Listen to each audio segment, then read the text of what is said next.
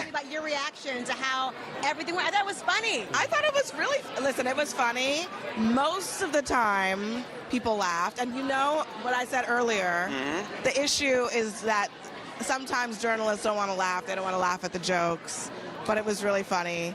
There were even like some very subtle jokes when he talked about the second gentleman, and he was just like, Doug. And that was a really funny joke because everybody knows that Doug is Doug. I thought he really hit the nail on the head in terms of the balance between. He was a little bit more on the political side. I will say that, right? Well, it's a re-election year. Yeah, I mean, he was pro-Biden. Let's be honest. He was pro-Biden, but he made a lot of jokes about Biden's age. They were funny. They were interesting. They were generally on point. He needled Trump a lot. So did President Biden. So did President Biden. I have to say, I was a little surprised by that. His speech, President Biden's speech, was actually quite political, especially at the beginning. For years, he hasn't even said his name, really, in the same way, and today he went at him. Yeah, exactly. And so I almost felt like it was kind of taking a page out of President Obama. This was from before Trump was a candidate or a political person. That was looming over this dinner, and President Biden really just went for it. And it actually kind of indicated, and maybe this is what they were going for, that he doesn't want people to think that he's afraid of taking on Trump directly.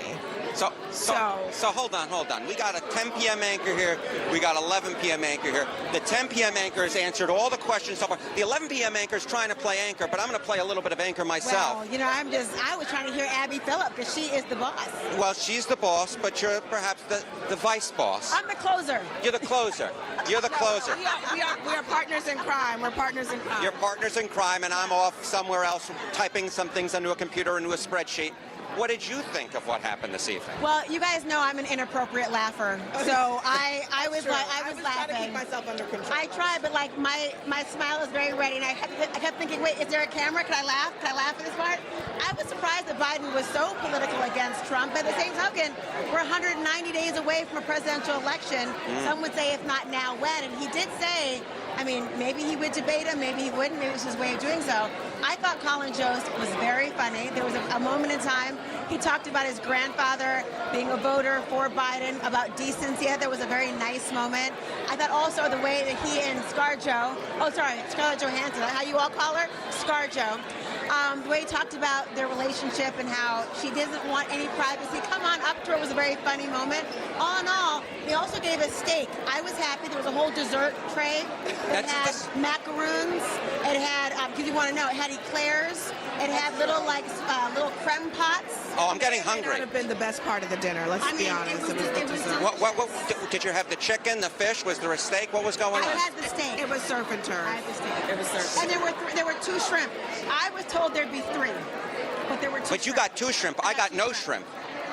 Well, I don't know what to tell you, but you brought the matzah. I did bring the matzah, and it has actually gotten used. This is gluten-free matzah because I like to ensure that people with sensitive stomachs would be able to enjoy it as well. Sensitive of you. Did you know that was going to come as part of the question? I am shocked that the gluten-free matzah went first, but that's just me. You know what? We're in Washington, D.C., not necessarily in New York. You know, guys, I just want to point out, you know, Colin was on tonight, and he was talking all up about Staten Island.